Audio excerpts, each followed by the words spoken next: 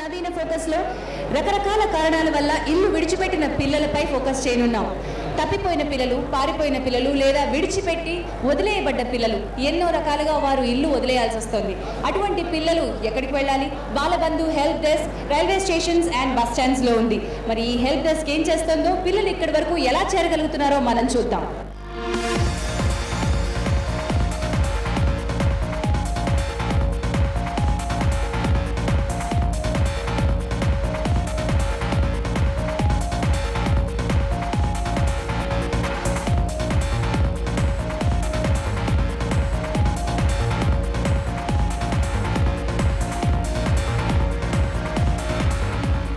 మీ పేరు చెప్పండి. నా పేరు విజయలక్ష్మి అండి. మీరు ఏం చేస్తూ ఉంటారండి? ఇక్కడ బాలబంధులో కౌన్సిలర్గా పనిచేస్తుంటాను. 24 hours నడుస్తుందండి. ఇది 24 hours ఉంటుంది. రైట్. అంటే ఇక్కడ మరి ఎలాంటి పిల్లలు మీరే వెళ్ళి అవుట్ రీచ్ చూస్తూ ఉంటారా, లేకపోతే పిల్లలే మీ దగ్గరికి ఎవరైనా తీసుకొస్తూ ఉంటారా?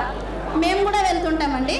పిల్లలు ఒకవేళ వేరే వాళ్ళు కూడా మాకు రెఫర్ చేస్తుంటారు. ఎట్లా అంటే పిఎస్ వాళ్ళకి దొరకవచ్చు.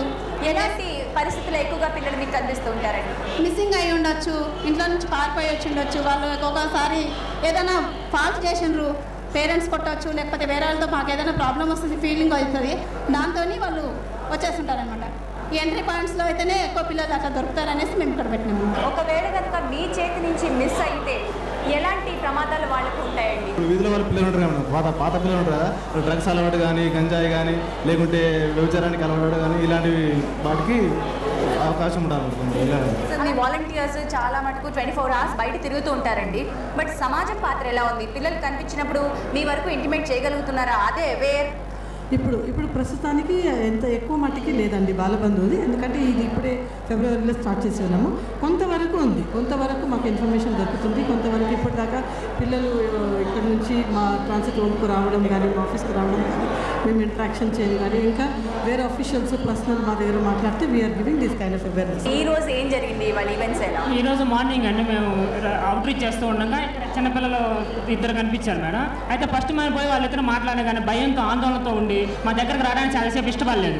ఎందుకు ఇష్టపడలేదంటే వాళ్ళకి మేమెవరో తెలియదు కదా, వాళ్ళ మాయ కోసం వాళ్ళు వెయిట్ చేస్తారు, ఫస్ట్ వదిలిపెట్టి వెళ్తారు. ఆ తర్వాత మేము కొంచెం మాట్లాడి కొంచెంసేపు వాళ్ళని ఫాలో అయిన తర్వాత మేము ఇట్లా అని మాట్లాడిన తర్వాత వాళ్ళు కొంచెం మా దగ్గరకు రావడానికి ఇష్టపడ్డారు.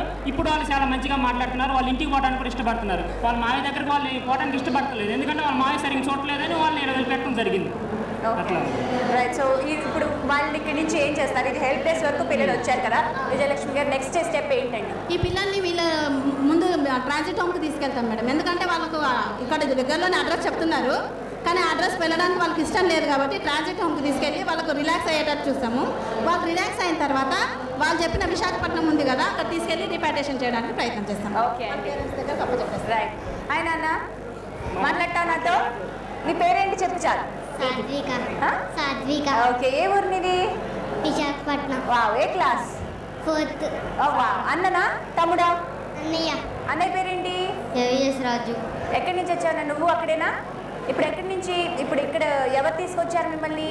మా మావయ్య. ఆయన ఏది? లేదు, వెళ్ళిపోయారు. ఓకే. మీరు మావయ్య దగ్గరికి ఉండడానికి వచ్చారా? మా డాడీ వస్తానన్నారు, రాలేదు. వస్తాను, మా మావయ్య ఇక్కడ దించేసి వెళ్ళిపోయారు మమ్మల్ని. ఓకే. నాన్న ఎప్పుడు వస్తా అన్నారు?